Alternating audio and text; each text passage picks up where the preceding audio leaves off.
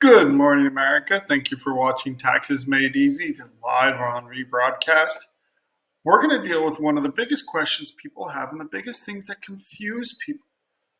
A lot of people believe that just because they're paying bills and it's something that they're obligated to pay, that the IRS will actually give them credit for those expenses. And it's one of the biggest things that trip people up when you go and you try to do an offer and compromise, or you try to set up an installment agreement or a hardship status. If you don't understand how the IRS treats your normal monthly expenses and what they will give you credit for and won't give you credit for, you're going to be surprised. So again, the IRS has specific ways of doing this, and we're going to take a deep dive into this today. We've talked about it, before, about 6 months ago, but things have changed, and what the IRS will allow, and it has actually changed, not for the better. So we'll be right back after this break.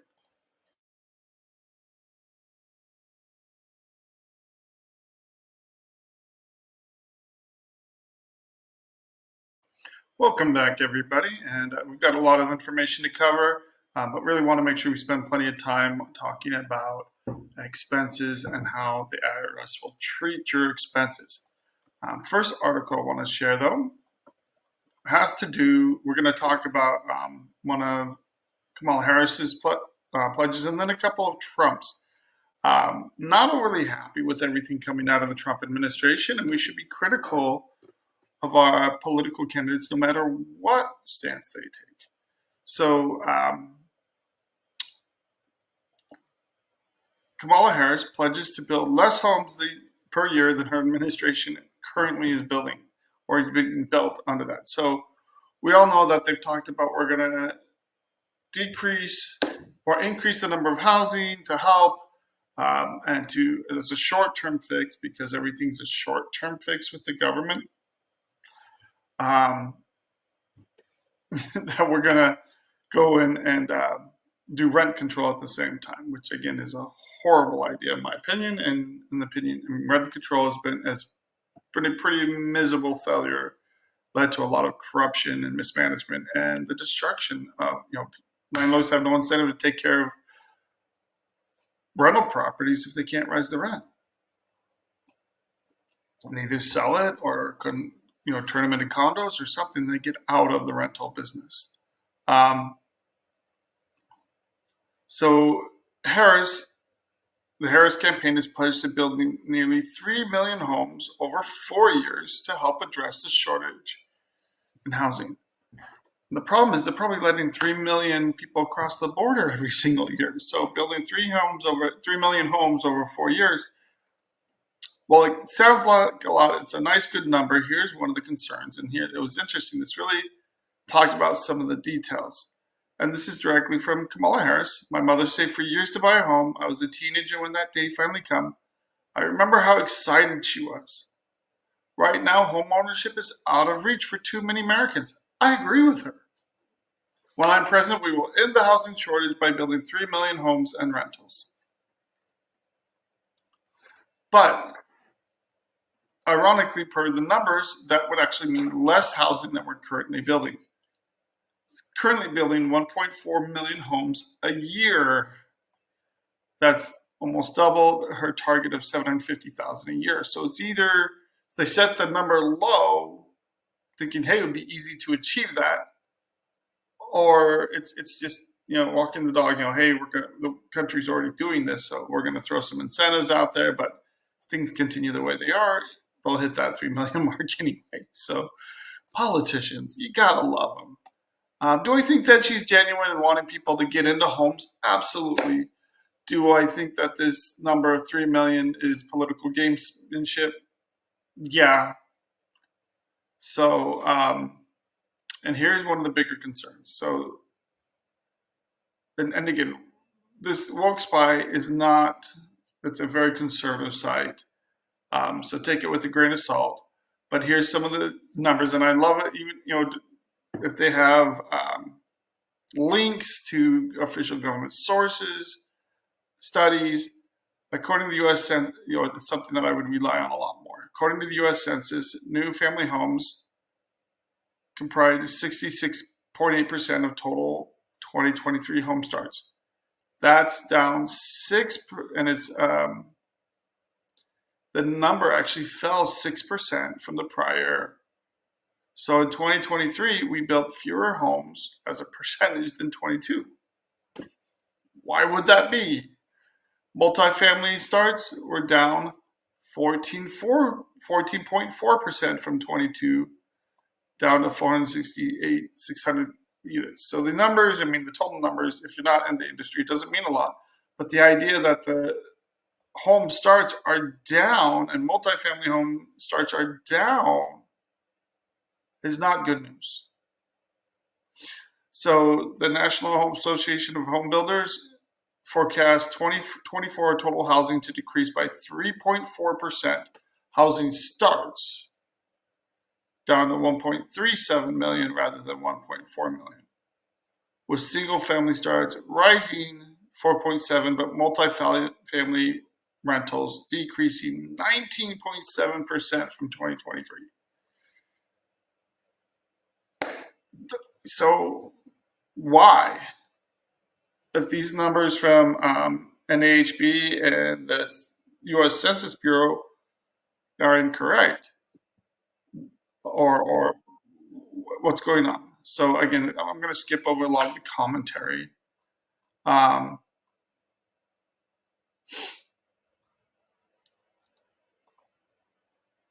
the main reason why is because cost. It's so much more expensive to build houses. You've got more regulations than ever. In some states, $60,000. It's in California, it's estimated at $60,000 just before you put a shovel into the ground, and that expense has only gone up. It hasn't gone down. So, do we need to address housing in America? Absolutely. But we want real progress here. So, I'm going to jump to an article about a Trump proposal that I'm still iffy about. And this is from The Populist. Trump came out and he said, we're going to make the United States the crypto capital of the planet. Well, it sounds good. He had a very different tune just 4 years ago. And currently he's saying, this afternoon, I'm laying out my plan to ensure the U.S. will be the crypto capital of the planet. Really strongly saying that the United States will really push forward on cryptocurrency. The problem with this is, one, it's expensive. Two, we don't have the money. Three, crypto is highly volatile. We don't know what's going to happen with it. It's all propped up by the government. So, well, it's propped up by buyers. The demand. If the demand falls off, people lose confidence in it. It's going to collapse. So, what's changed, and does this make sense? Trump has changed his position in the last 4 years, and one of the things he's been knocking Kamala Harris for changing her position on a host of issues, fairly or unfairly. And this is one policy position that Trump has changed. The Biden-Harris administration has passed more regulation on cryptocurrencies, and Donald Trump is proposing to go the other way. And so really it's back in 2021, he called it a scam. And he didn't, in June of 21, he said he didn't believe Bitcoin should compete with the US dollar, and that the dollar should remain the primary currency globally. 2019, he said he's not a fan of cryptocurrencies in general, saying they're highly volatile, which they are. His first term of office, he proposed strict regulations for them. And so why the change? Is this a flip-flop? So some of the reasons, it's already happening. The dollar's already been replaced. We're already competing with BRICS, which is Russia, India, China, Brazil, and I don't know what the S is. And China is already heavily invested in cryptocurrency. Just because China does it doesn't mean we should do it. But this is, I'm not sure if this is a good idea by Trump, but who is supporting him? Who's pushing this? Robert F. Kennedy and Elon Musk. And he's got a lot of the backing of a lot of Silicon Valley executives saying, we're going to try to fight what China is doing. They already have their own digital yuan, which is controlled by the communist government. And President Trump is thinking we need to compete on the same level. So he's saying the United States must invest in its own cryptocurrencies or fall behind, and its own cryptocurrencies, mainly being Bitcoin.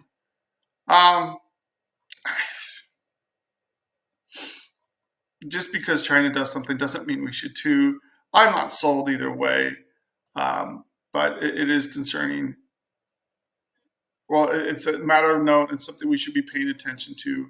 Our national debt is skyrocketing. I would say put the money towards our national debt, cut government spending, let's get on a better stance fiscally. That will strengthen the dollar more than anything else. But again, I want to hear more plans for cuts, for saving money, for fiscal sanity from President Trump. And he's not always a conservative. This next article highlights that. So it came out yesterday and took very strong stances from townhall.com on the future of IVF in vitro fertilization. So not only did he say he wants to make it free for all for Americans that need it, either through government or by mandating that all insurance companies must cover the treatment. Hold the phone here. Is Trump? This sounds like a very Democrat proposal. Yes, we need more children, but by mandating the government do this and mandating that all insurance companies cover the treatment, this is big government. This is either more government spending by providing it through the government or mandating that insurance companies must cover the treatment. And here's one of the problems, my biggest problems with Republicans. So yes, this is even though this is a townhall.com or article, townhall.com article, I don't agree with this. Am I pro-family? Personally, absolutely. But there are so many different things that the government wants to spend money on, ways to spend the taxpayer money, and this is just both parties have their own pet programs, things they want to do. Let's spend more money here. We need fiscal sanity first, across the board. Mandating that, heavy-handed government mandates across the board, I don't think are going in the right direction for our country, and it's not, more government expansion. So I'm running out of time, but we'll wrap this up when we come up right after this break.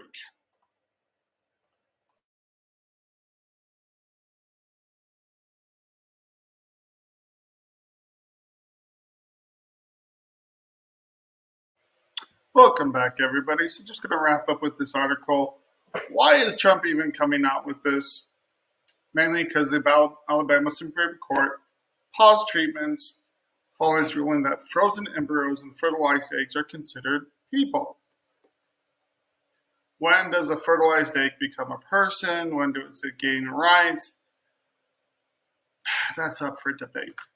But they paused that, and President Trump, instead of leaving it to the states to figure it out rightly or wrongly, intervened, or is talking about intervening. So, and he's very pro-IVF stance, helps families have kids that couldn't otherwise. And Trump called on Alabama's legislature to quickly find an immediate solution to preserve the availability of IVF in Alabama.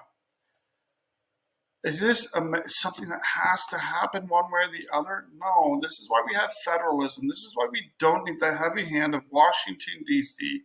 telling us what to do across the country. Do I agree with the Alabama Supreme Court decision? No, not necessarily. But that's okay. We have the right to make decisions, and Alabama has the right to appoint people and let their political process happen. Do I agree with everything happening in Alabama or red states? No. Do I agree with everything happening in California? No. But California has the right to govern itself. This is one of the biggest parts of federalism, that when it becomes someone's priority or whatever, they want to spend more government money and force rules on the entire country rather than stepping back and letting states figure it out for themselves. If the Alabama legislature wants to act, great. But again, these are very high cost treatments, 10,000 a cycle. I'd much rather see them make it a lot easier to adopt. Why do we have to pass the buck on? If people can afford it and they want to pay for it, great.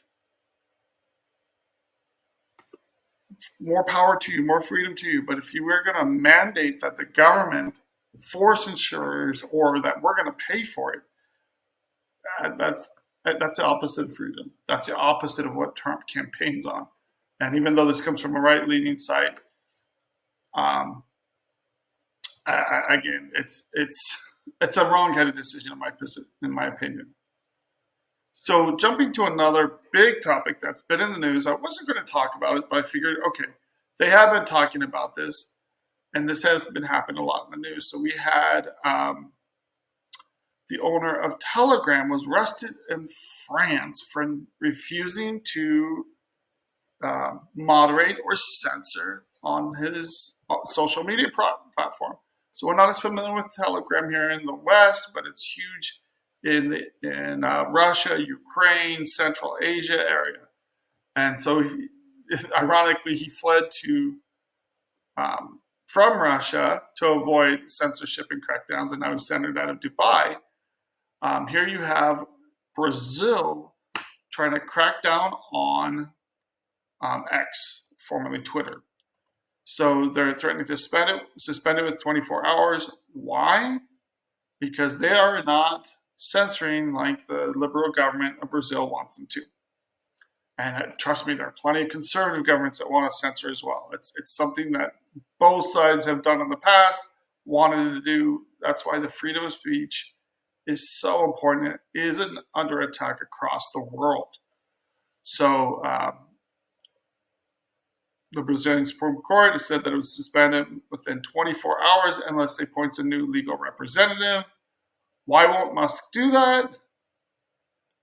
Because if they fail to comply with requirements, they're going to suspend X's operations in Brazil. Well, because Musk is accusing Brazil of censorship, and he's not going to do it.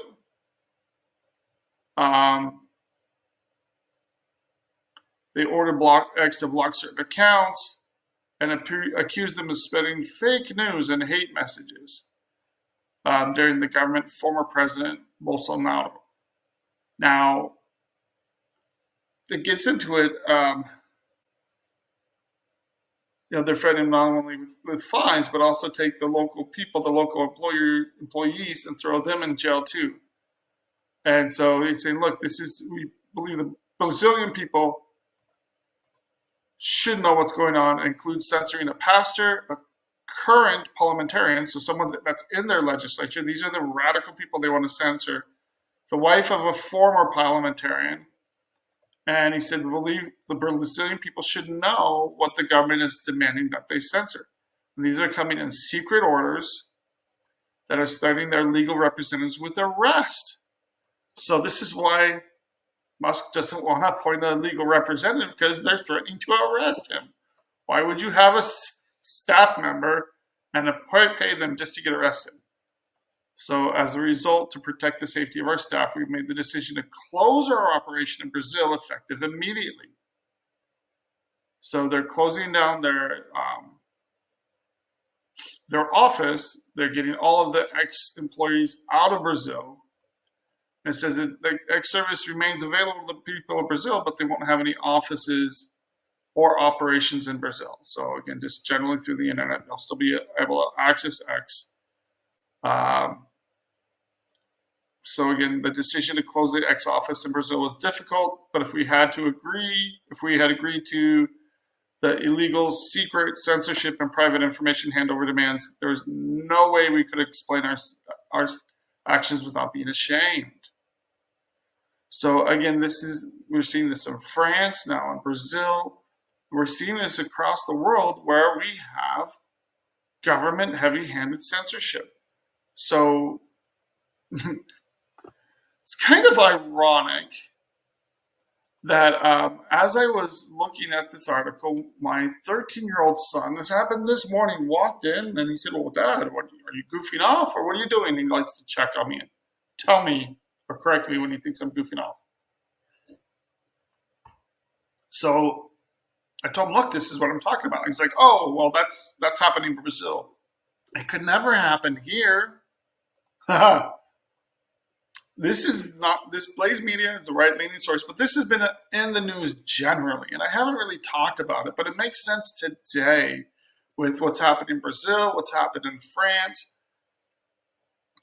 The White House, Biden White House, absolutely censored free speech, not only with Facebook, with YouTube, with Twitter before Elon Musk purchased it. It was so bad with Twitter before he purchased it. And they're doing this to protect public health.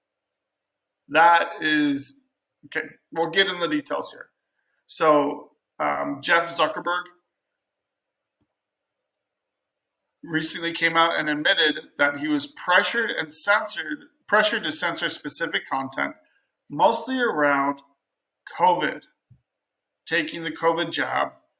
And they wanted to censor content, even satire related to COVID-19 and vaccines. And they censored plenty through the last election as well.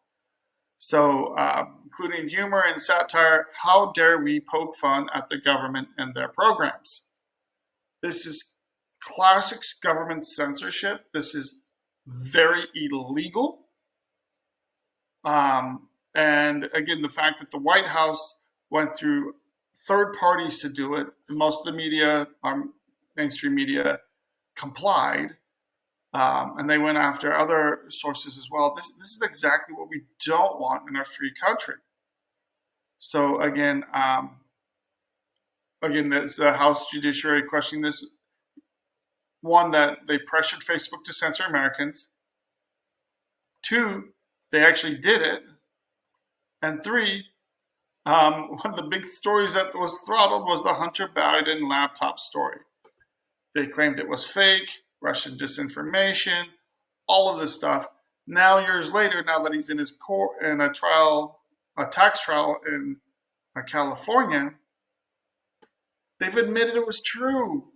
They knew it was true the whole time. So not only was this used for censorship, it was used in a presidential campaign, on top level politics. So it's just insane. And again, a lot of this came out when Elon Musk released the Twitter files. Again, they did the same thing with Twitter, YouTube. And it's been very revealing what they did. So the Biden-Harris administration attempted to form a disinformation governance board to monitor speech. That is very 1984-ish.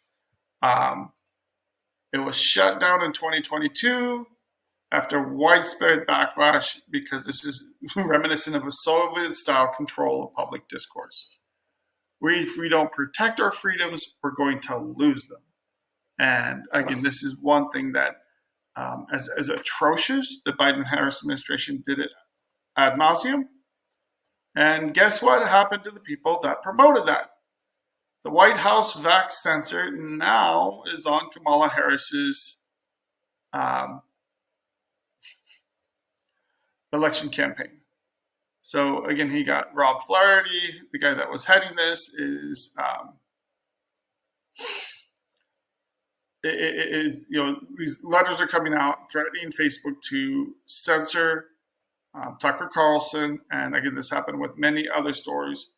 I'm not going to spend too much time on it, but he's the deputy campaign manager for the Harris campaign now. So the same people and roles that had pushed this. So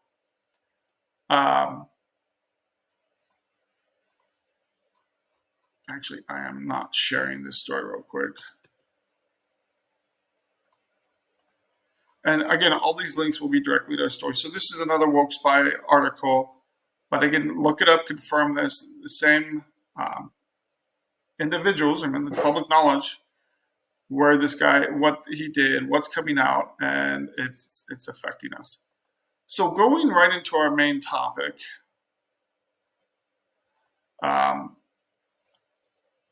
this is about expenses, and one of the biggest ones is grocery bills. So the numbers are a little bit different than some of the other articles, but this is American Institute for Economic Research. And it shows that food profit margins shrink, and it's all how you slice and dice it. So another article I shared the last couple of weeks was about how overall profit margins for grocers was about 1.18%. Some of these numbers are a little bit higher, but again, it's how you slice it, how you look at it. But the overall trend is that profit margins are going down. When prices are going up, profit margins are going down. And why is that? Because it's more expensive to farm. It's more expensive to process food. And the profit margins for food producers has gone up. So one of the big concerns is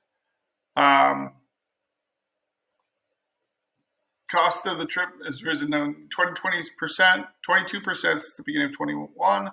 That is pretty high inflation. And again, I think that's supposed to be 122%. Eggs have gone up 110%, flour up 29%, orange juice 82%. And I actually had someone, it was interesting online, that they were mocking, oh no, eggs have increased in price. It's not just eggs. Eggs are just one of the items that have jumped the most.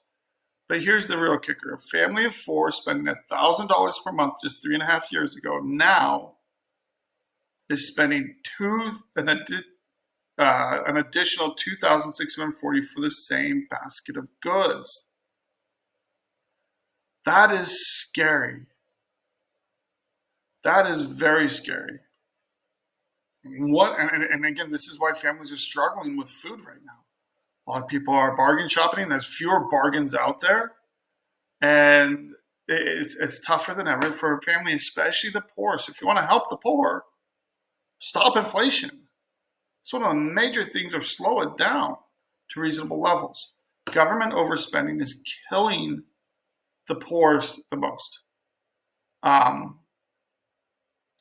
So Vice President Harris has come out and said bad actors are seeing the highest profits in 2 decades, and blaming the surge in food prices on supply chain issues.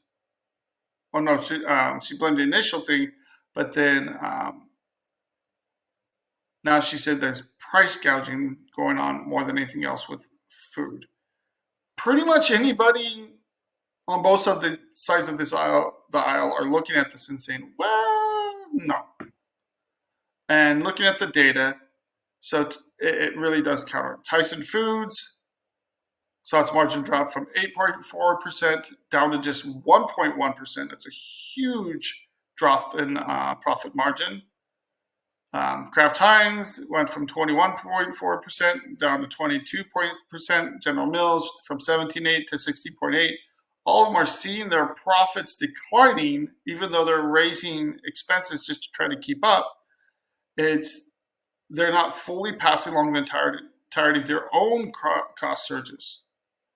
So businesses have to be very price conscious when in the market like this, especially when there's such open competition in food and groceries. Tyson Foods, again, they saw its margin drop, but also their net profit margin last year was negative 1.23%. And so industry-wide manufacturing costs and processing costs went up to 28.4%, and the prices went up to 26.3%. So again, that's why profit margins are sinking overall down to, according to this article, 1.6%. It's very tight profit margin, tighter than most industries. So again, read through the facts. there's plenty of links here if you want to dig deeper into it to see exactly what's going on. But that's one of the big things facing IRS expenses. So we're going to take this and pivot directly to IRS expenses. When you look at what the IRS allows for, it's nuts. So we're going to go directly to irs.gov, and I'm going to go ahead and share this and just walk through some of these expenses. It's just, and it's not hard to find if you know where you're looking for. So all you have to do is type in collection standards, collection financial standards, and come right up. And there's various areas where they allow for, they have national standards for food, clothing, and other items. So it lays it out for one person, 2 persons, 3 persons, 4 persons. It's the same across the country. Doesn't matter where you live, you get the same amount. Now, historically, these amounts, were fairly generous. If you ate out a lot, they weren't sufficient. But this is for most people that are cooking at home. They're not eating out a ton, more than a marginal amount. But the crazy thing is, this last year, for the first time in 15 years, with all of the increases going on with inflation, the IRS actually reduced these numbers across the board. So people are struggling. Groceries are shooting up over the last 3.5 years. They've increased. Inflation is still very strong in with groceries and food, so much that Kamala Harris is saying we need to do something about it. We need to stop the price gouging. But their own allowable amounts that they give for food, housekeeping supplies, normal stuff that you buy at the grocery stores, they decreased it. In my opinion, it's shameful. This is the government directly attacking taxpayers looking for resolutions and to stop collection activities from the IRS. So they're cutting one of the areas that is clearly increased, and we were hoping for a big bump in these numbers due to inflation. They change it every single May and update it ridiculously low. But we're going to continue on this when we come back from this break.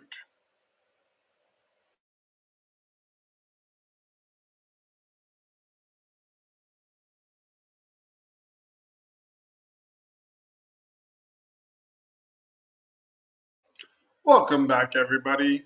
So again, as a tax attorney that helps people and sees this damage day in and day out, if you haven't noticed, it's very frustrating me. And I think it's very duplicitous, to be kind, or shady. This administration has chosen to go after taxpayers and hurt taxpayers in very specific ways. And again, it's not well published, it's not well known. If Congress is aware of it, they're standing by and not doing anything. Again, this IRS administration, the IRS and the administration behind it, has really gone after taxpayers in a serious way. And this is hurting the poorest the most. Who relies on the allowables? Lower to middle class people. When you get to people making 100,000, well, especially 150,000 or more, they're not relying on these numbers. This isn't something they're dependent upon. This is hurting the poorest in America and the middle class more than anybody else. So again, food and clothing is one of the first things.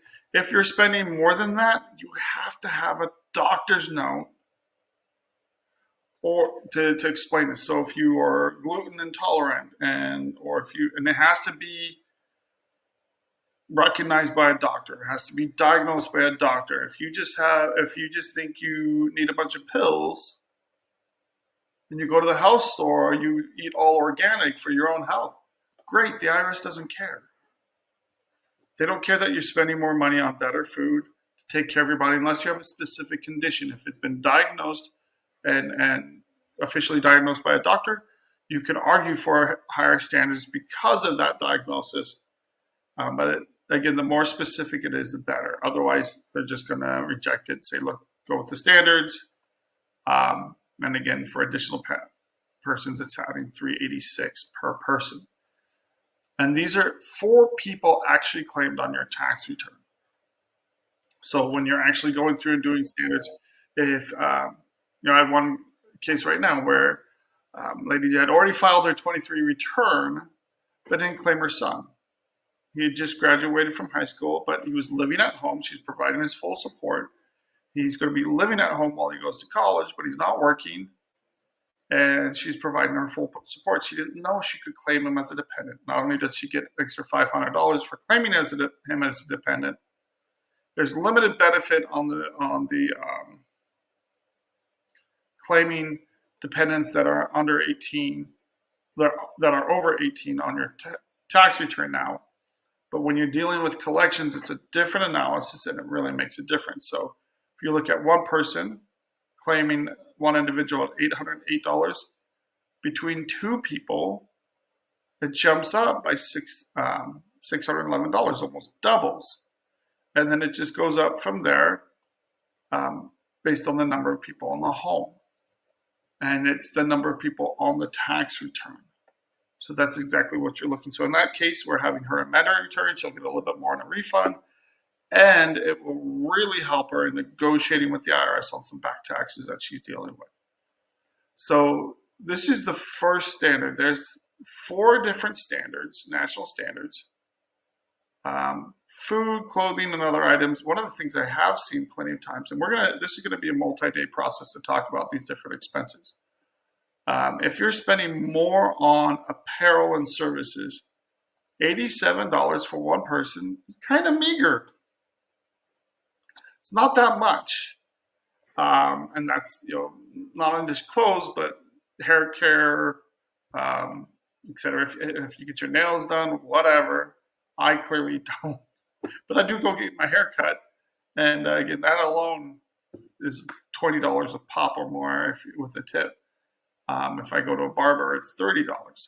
So it's that's not a lot allowed per person. So if you are spending more on clothing and you have a reason for it, so you have to spend money for work clothes, and it's required by your job, you can get an allowance for that. You can argue for a higher allowance there. It's not easy to do. The IRS just loves to go with a national amount. Okay, well, you might be spending over in one area, but they argue you're probably not spending as much in other areas. You probably are. But again, it's the fact that they decreased it when inflation is still high, real inflation is still high, is just nuts. Their own numbers show that there's continued inflation. So actually decreasing the numbers when the actual costs that the government has is still going up, I get it, really torques my turkey. So there's 4 major categories that we're going to talk about here. And the first one is food and clothing, which we just talked about. The next one is out-of-pocket healthcare standards. So this one is pretty straightforward.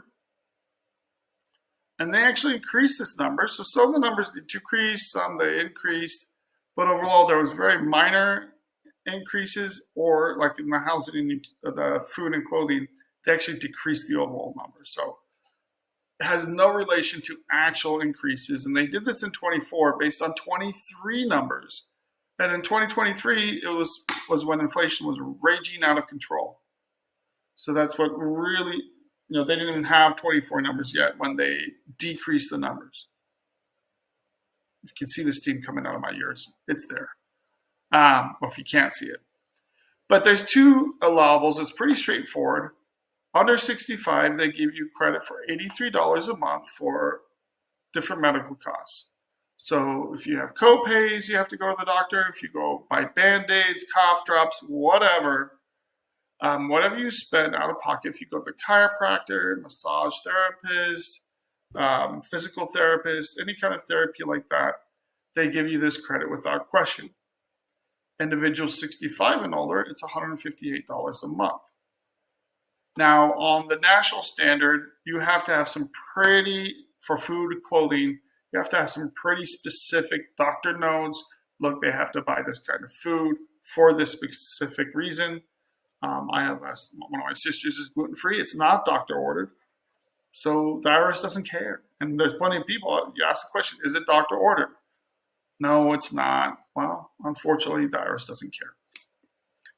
But when it comes to out-of-pocket costs, if you're paying money out of pocket to take care of your health, and that includes dental and vision, you can get much higher than these allowable numbers. If someone is dealing with cancer, but it's based on what you're actually spending. So the general principle, and this has not changed, is that they're not going to force you to pay taxes over taking care of your own health. So some of the things that can be a little questionable, dental implants, they will allow for that. Dental veneers, cosmetic surgery, no, they won't. Unless you're getting cosmetic surgery to repair damage. So if you're in a bad accident, you're getting cosmetic surgery to fix a situation, put you back to make you whole again, that's allowed. However, if you're getting liposuction or something like that, unless it's for your health, but a lot of people are getting tummy tucks today for their health, and that would generally be allowed. Now, it's not if someone had a surgery, I spent $3,000 on that, so this year I'm going to spend more.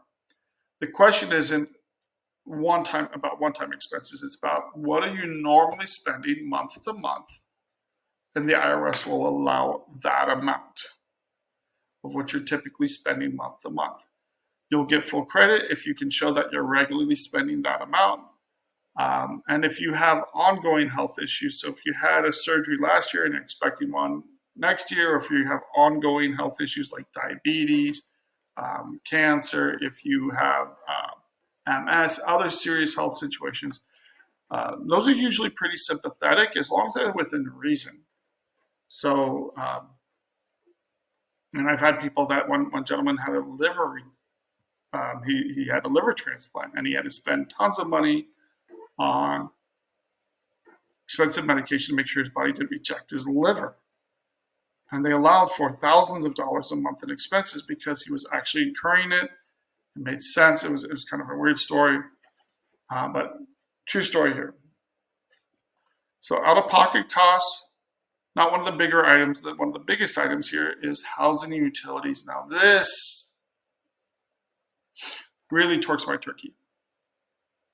So there's 4 standards here, and they're listed over here: food and clothing, out-of-pocket, transportation, which we haven't touched on, and we probably will have to get to tomorrow or on Monday because today's Friday. Now, housing and utilities vary by state and county all across the United States. Now, this is another area where the IRS has really hurt taxpayers. The food and clothing and the housing and utilities are the 2 biggest areas where they've really hurt taxpayers. And it's been this administration. These rules all changed during the Biden-Harris administration. And it really frustrates me because I see how it hurts people. So we're in Arizona. Just to give you an idea, we're actually in Tucson, Arizona, which is in Pima County. This is what the IRS allows for one person for housing and utilities, which also covers cable and internet, phone bills. So cell phone bills, home phone bills, all of it is put in a one package. Now there are people living in a room for $500 a month that are under this number. But if anybody that's in the current rental market, they're usually spending $500 to $1,000 more than this number. You put a family together, these numbers are woefully insufficient. And it's a horrible thing that we're seeing, that the government has absolutely not kept up with inflation, even through 23, where you had huge increases in the cost of housing. Cost of housing is more than ever today. Interest rates are dipping a little bit, but still, it's pretty crazy. One of the worst hit areas is Las Vegas, Nevada. Clark County, Nevada, the prices have gone up dramatically. And for one person, they allow for $1,900 a month. It's laughable. If you have ever lived in Las Vegas or you know anybody that lives in Las Vegas, these expenses are very low. True story, have a family of four. The allowable was $2,621. They had just moved to the state and had to get into a rental property, and their actual expenses are $3,900 a month. The IRS before the Biden administration, this was consistent. The Obama, the Trump, it was consistent beforehand that pretty much they had a 150% rule. So as long as it was reasonable and you were in a very expensive area, as long as it was reasonable, they would use what was called a 150% rule, where they would give you 150% of the allowable number without question. If it was something you might have to send in a mortgage or something, but they wouldn't really question, they would allow for it. And that really gave some flexibility to people in more expensive areas where the government did not keep up with inflation. The Biden administration has done two things. First of all, they got rid of the 150% rule. They don't care if the actual expenses in the market are much higher than this. Two, so they got rid of the 150% rule, and they will not allow for more than this number, period. So if you're in Clark County, which is Las Vegas, Henderson, that whole area, it's one of the largest counties in the United States, you're getting hammered here. I just looked at finances for another client, and this one was in New York City. So if you go to New York City, I'm just going to jump to Kings County. One person, this is allowable, $3,213. You cannot get jack diddly squat for rent and utilities and your cable, internet, cell phone, all the expenses connected with the home. Includes property tax, renter's insurance or homeowner's insurance, homeowner's fees, all of that put together. If you're in a rent-controlled city, or if you're in a rent-controlled apartment, I've seen people come in under that. But that's the only exception. That's because rent control is so distorted. And people that are in those rent-controlled apartments are never leaving. So there's a huge demand. This gentleman's actual expenses are over, I think they're about $2,500 more than the allowable, just to live in this county. And so if you have a larger family, it gets even more ridiculous what you actually have to pay versus what the IRS is actually going to allow. And it hurts people all across the country. I see this. There's a few states where the numbers might make sense, where things have stayed inexpensive, but across the country, even the Deep South, home prices have shot up. If someone's been in their home for 10, 15 years and haven't moved, sometimes it doesn't affect them. But anybody that's purchased a home recently, gotten into a new home, especially younger families, are getting killed by this. So the only people that are safe are people that have either stayed in the same rental forever and they have a very generous landlord that's never increased their rent. That's very rare. Or people that have been in their home for a very long time. So we are running short on time. If you have questions about this, how does this affect your situation? Give us a call. Just be very aware that what your actual expenses are, the IRS more and more is not allowing for what your actual expenses are. They have their system, their way of looking at it, and it absolutely affects what you can qualify for and how you can resolve your taxes. So give us a call, 520-485-7371 if you have any questions.